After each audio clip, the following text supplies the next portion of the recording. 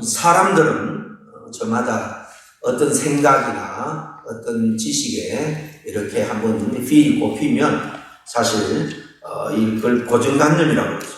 그 관념에서 헤어나오기가 쉽지 않습니다. 사소한 그런 생각이나 또 우리가 아는 어떤 지식이라 할지라도 그 마음속에 한번 달라붙으면 여간해서 바꾸기가 어려운데요. 오늘 본문은 바로 예수님 당시 이 요한의 제자들, 특별히 사두개인들이 이렇게 거듭된 생각, 고정관념을 가지고 예수님을 공격하는 그런 이야기죠.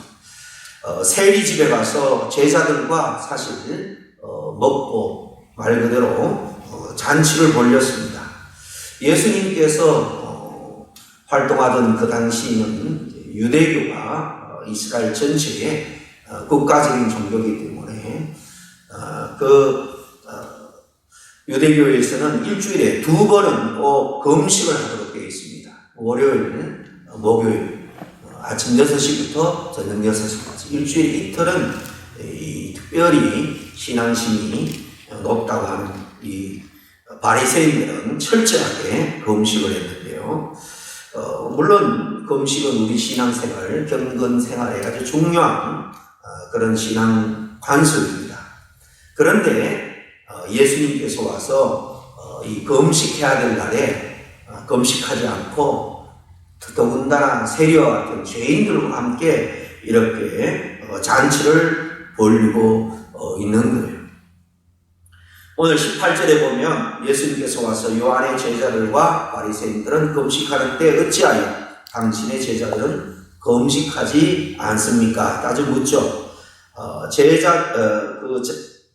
자신들이 경건 생활의 중요한 그런 형식, 관습으로 생각하는 이 금식을 가지고 예수님을 사실 정죄하는 그런 수단으로 사용하고 있는 것을 봅니다. 예수님께 대한 이들의 질문은 사실 자기들은 이렇게 철저하게 자기를 절제하고 금식을 하면서 의롭게 생각한다라는 것을 드러내는 거죠. 그러면서 예수님을 비판하고 그 따르는 제자들을 정죄하는 그런 질문입니다. 이때 예수님께서 3가지 비유를 들어서 그들의 잘못된 사고를 고쳐주죠. 첫째는 맨 앞에 나오는 혼인집에 신랑과 함께 있는 손님에 대한 비유입니다.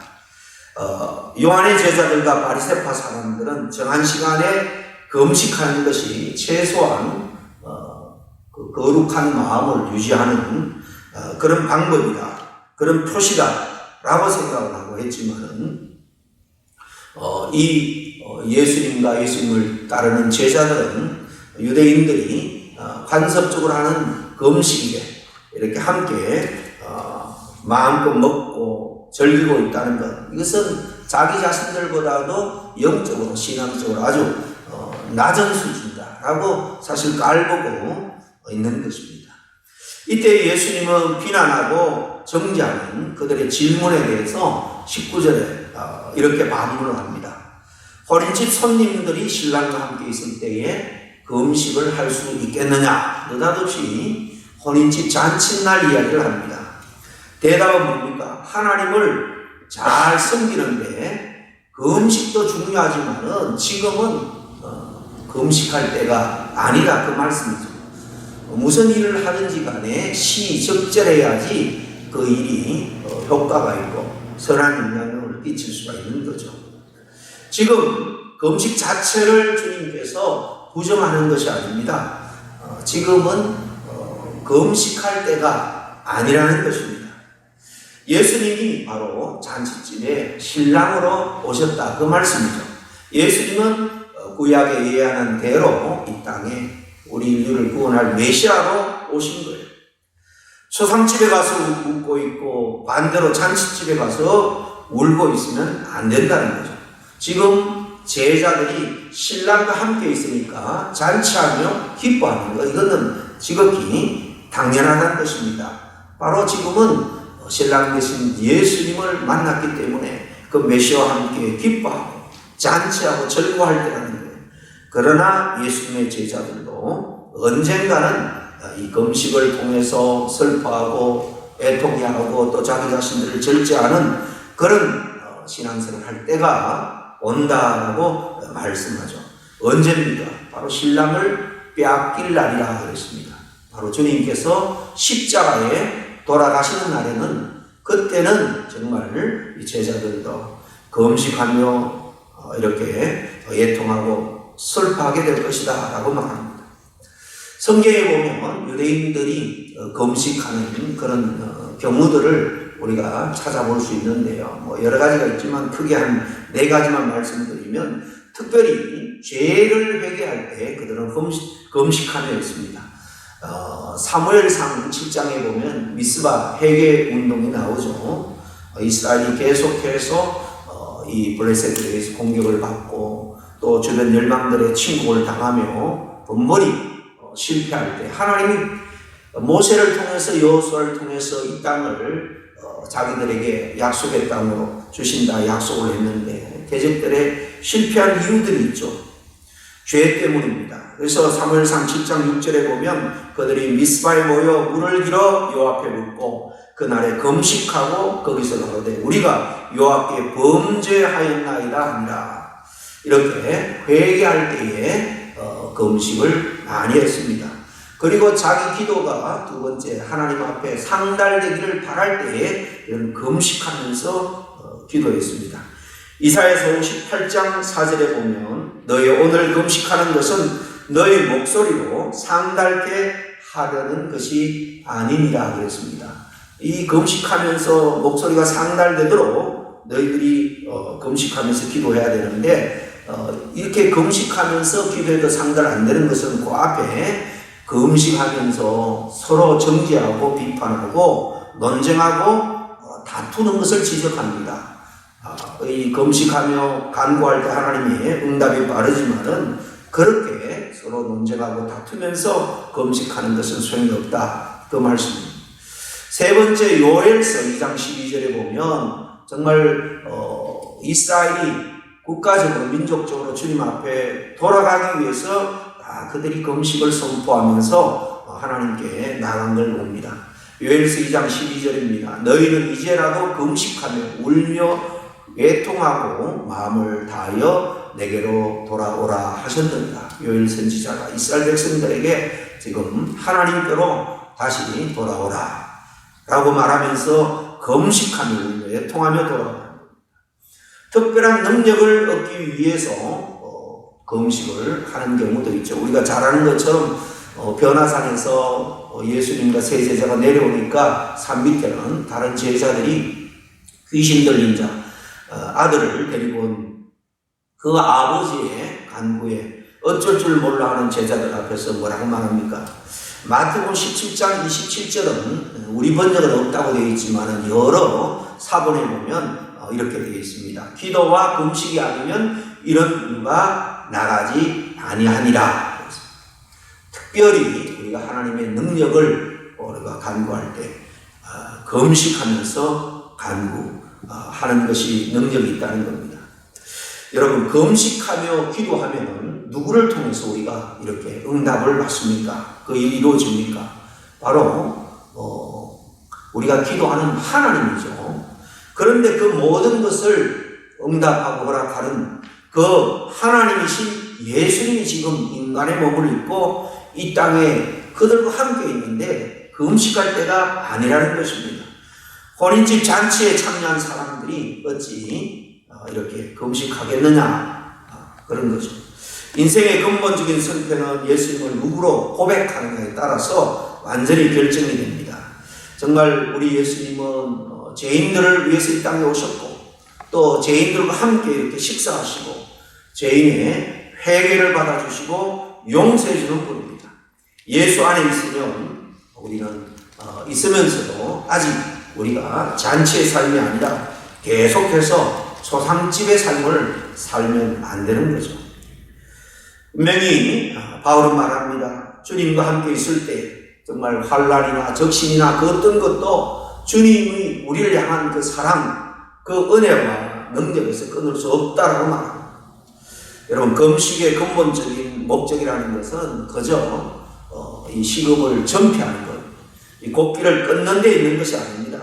금식함으로 말미암아 내 기름진 마음의 밭을 사실 기경하는 거예요. 그래서 하나님께서 내 마음밭에 새로운 씨를 뿌리고 새로운 일을 하게 하심으로 말미암아 또 내 안에 기쁨과 은혜가 충만하도록 경험하게 되고 또 하나님의 일을 위해서 새 힘을 얻게 되는 데 있는 겁니다. 이것은 우리 예수 그리스도로 말미암아 가능한 것이죠.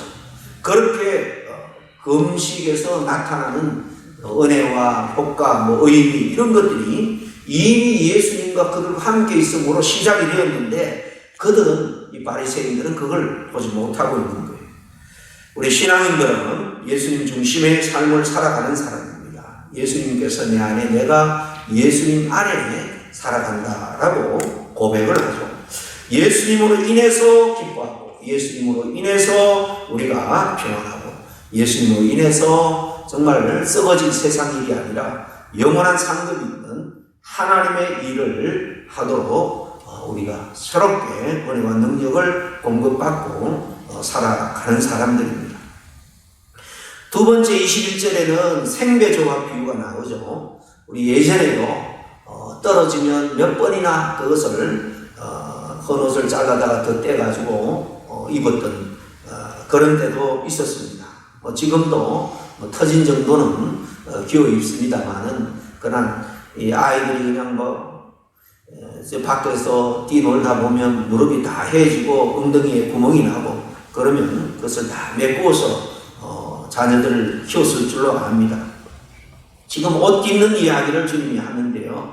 생배라는 게 뭡니까? 생배. 한 번도 만들어서 입어보거나 세탁하지 않은 그런 금방 이렇게 짜진 천을 말하는 거죠.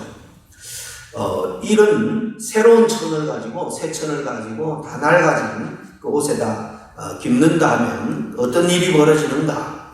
이 색깔도 조화를 이루지 않아 어색하겠지만 그것보다도 물에 빨게 되면 생배 조각이 수축력이 강해서 결국은 주변의 낡은 부분을 당겨 헤어짐이 더하게 된다. 그렇게 설명을 합니다. 이 생배 조각은 다른 게 아니라 바로 예수 그리스도의 새 언약의 새로운 복음입니다.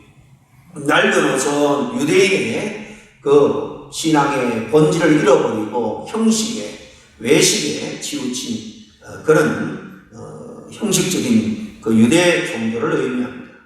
예수님의 새로운 복음을 낡은 이 유대교의 그 형식, 그 의식에 예식에 접붙이려고 한다면 결국 복음의 힘을 감당하지 못하여 그것들이 다 허물어질 수밖에 없다는 말씀입니다. 결국 기독교가 사실 유대교를 구약의 형식적인 유대교를 극복한 거예요. 유대교라면 우리가 생각할 때 구약의 종교를 말하는 게 아니에요. 거기에 이 400년 중간 시대의 종교 지도자들이 나름대로 하나님을 더 잘 섬긴다 하면서 하나님이 주신 그 율법에다가 600가지가 넘는 세부 조항들을 만들어서 안식일이 되면 2마일 이상을 걸어가서도 안 되고 밥을 해서도 안 되니까 그 전에 다 요리를 해놔야 된다. 왜냐하면 그런 것들이 다 안식일을 지키는데 범하는 겁니다. 일을 하는 것이기 때문에 이런 식으로 자기도 지키지 못할 온갖 조항들을 만들어서 이 이스라엘 백성들의 올가미를 씌워놓은 겁니다. 그러면서 자기 자신들은 겉으로 지키면서 속으로는 남을 정죄하고 비판하고 더한 욕심을 부리는 이 쇠퇴하고 타락한 형식에 빠진 이 유대교를 사실 주님이 지적하고 있는 거예요. 마지막 이 새 포도주 비유는 22절부터 나오는데요. 그것을 낡은 가죽 부대에 넣는 자가 없다 주님이 말씀하죠. 당시에는 요즘처럼 어떤 부대나 통이 잘 개발되어 있지 않았기 때문에 양이나 염소를 잡을 때 통으로 그 가죽을 묶여서 그 손발 있는 그 다리 부분을 묶어서 이 부대로 물이나 또 포도주나 또 우유를 넣는 그런 그릇으로 사용을 했죠. 여기 주님께서 하시는 말씀은 다 낡아빠진 그 가죽 부대에 새 포도주를 넣으면 새 포도주는 계속해서 발효를 합니다. 가스가 나옵니다. 꼭 묶어놓으면 결국 낡은 부대는 그 힘을 이기지 못하고 버리고 말죠. 포도주도 잃어버리고 또 좀 더 쓸 수 있는 그 부대도 잃어버릴 수밖에 없다는 겁니다. 똑같은 말씀입니다. 예수님의 복음을 낡은 이 유대교의 형식, 의식으로는 담아낼 수가 없다라는 것입니다.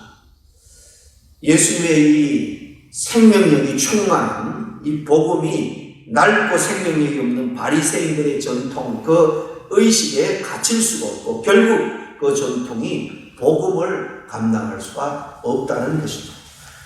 그 결과가 오늘 기독교가 세계의 종교가 되고 유대교는 아직도 그 가나안 땅의 소수의 종교로 남아있는 것만 보아도 주님의 말씀이 무엇을 의미하는지 잘 알 수가 있습니다.